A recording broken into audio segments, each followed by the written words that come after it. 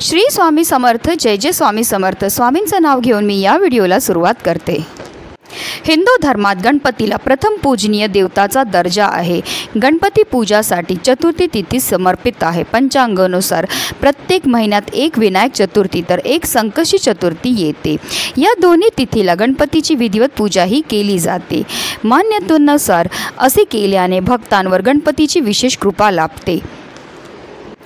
गणपतीला एकदंत, गजराज, विघ्नहर्ता अशा विविध नावाने पूजले जाते। नावाप्रमाणेच विघ्नहर्ता हे भक्तांचे दुःख दूर करतात। मान्यतानुसार संकष्टी चतुर्थीला विघ्नहर्ताची विधिवत पूजा आणि व्रत केल्याने सर्व प्रकारच्या दुःखांपासून मुक्ती मिळते आणि व्यक्तीची प्रत्येक इच्छासुद्धा पूर्ण होते। या दिवशी देशात काही भागात बहुला चतुर्थी साजरी केली जाते। बहुला नामक गायीचे दूध श्रीकृष्ण लहानपणी ग्रहण करायचे। गोमातेसह या दिवशी बछड्याचीही पूजा करण्याला शुभ मानलं गेलं आहे। हे व्रत केल्याने आपल्या मुलांचे कष्ट दूर होतात, दीर्घायुष्य प्राप्त होतं। त्याचप्रमाणे बहुला चतुर्थीला श्रीकृष्णाच्या पूजेला सुद्धा विशेष महत्त्व हे दिलं जातं। या सर्व अद्वितीय योगांमुळे श्रावणातील संकष्टी चतुर्थीला विशेष महत्त्व प्राप्त झालं आहे। पंचांगानुसार श्रावण महिन्यातील संकष्टी चतुर्थी गुरुवारी म्हणजे 22 ऑगस्ट रोजी दुपारी 1:46 प्रारंभ होईल, तर दुसऱ्या दिवशी शुक्रवारी म्हणजे 23 ऑगस्ट रोजी सकाळी 10:38 समाप्त होईल आणि उदय तिथीनुसार 22 ऑगस्ट रोजी संकष्टी चतुर्थीचं व्रत हे केलं जाणार आहे। या दिवशी आपल्याला पूजा तर करायची, व्रत तर करायचं, पण त्याचबरोबर काही विशेष उपायसुद्धा करायचे आहेत। आणि म्हणूनच संकष्टी चतुर्थीच्या दिवशी प्रत्येक आईने आपल्या मुलांवरनं ही एक वस्तू ओवाळून टाकायची। ही वस्तू ओवाळून टाकल्यामुळे आपल्या मुलांवर कधीही कोणत्याही प्रकारचं वाईट संकट तर येणारच नाही, पण त्यांच्या आयुष्यामध्ये असणारे सर्व दुःख, सर्व विघ्न, सर्व संकट साक्षात गणपती बाप्पा दूर करतील। त्यांना प्रत्येक क्षेत्रामध्ये भरभरून अशी प्रगती होणार आहे। अतिशय प्रभावी असा हा उपाय, ज्याबद्दल सविस्तर आणि महत्त्वाची अशी माहिती मी तुम्हाला या व्हिडिओमध्ये देणार आहे। तर व्हिडिओ पूर्ण पहा आणि जर तुम्ही माझ्या चॅनलवर नवीन असतील तर चॅनलला सबस्क्राईब करा आणि शेजारी बेल आयकॉन सुद्धा प्रेस करा, जेणेकरून तुम्हाला माझ्या नवनवीन व्हिडिओचं नोटिफिकेशन हे मिळत राहील आणि तुम्ही एक पण व्हिडिओ मिस करणार नाही।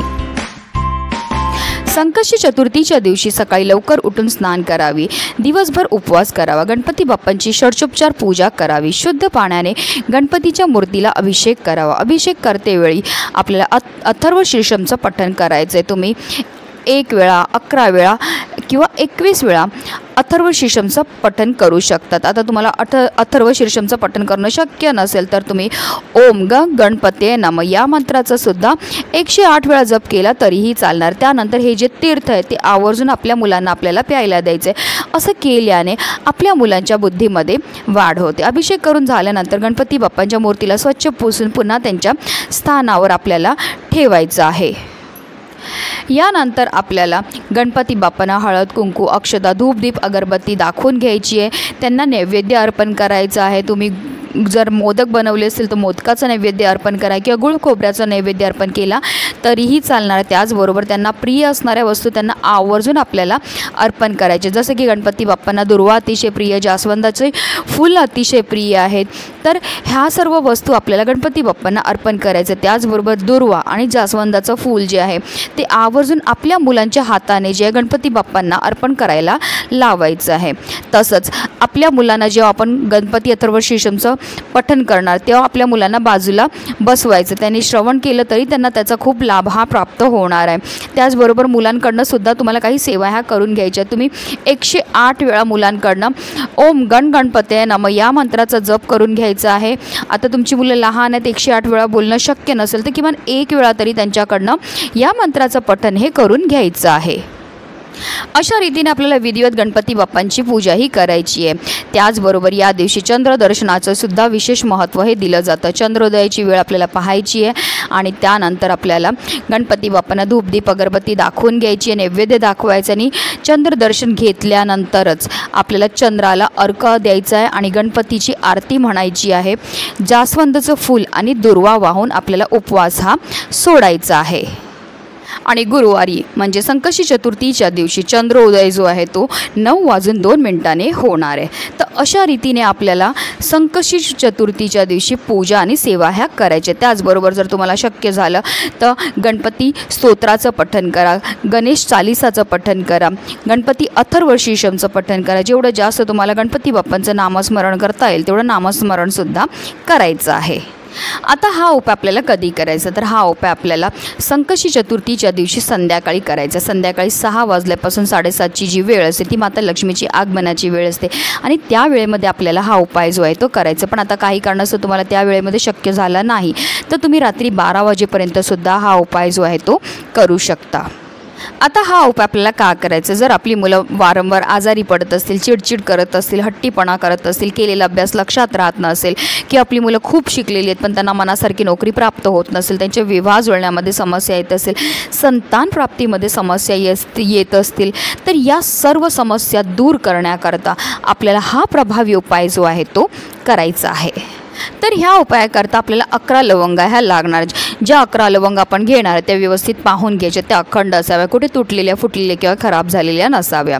आता तुम्हाला जर एक मुलगा असेल तर तुम्हाला 11 लवंगा लागणार, जर तुम्हाला 2 मुलं असतील तर 11 अशा 2 वेगवेगळ्या लवंगा ह्या लागणार। एका मुलाकरता वापरलेल्या ज्या लवंगा आहेत त्या तुम्हाला दुसऱ्या मुलाकरता वापरता येणार नाही। आता आपल्या मुलांना आपल्याला देवघरामध्ये बसवताना त्यांचा चेहरा हा पूर्व दिशेला होईल ह्याची तुम्हाला काळजी घ्यायची आहे। आता मुलांना बसवल्यानंतर आपल्याला ह्या 11 लवंगा आपल्या उजव्या हातामध्ये घ्यायच्यात आणि ज्या रीतीने घड्याळाचा काटा फिरतो गोलाकारमध्ये आपल्याला ह्या लवंगा जे आहेत त्या आपल्या मुलांच्या डोक्यापासून पायापर्यंत 7 वेळा उतरवून टाकायच्यात।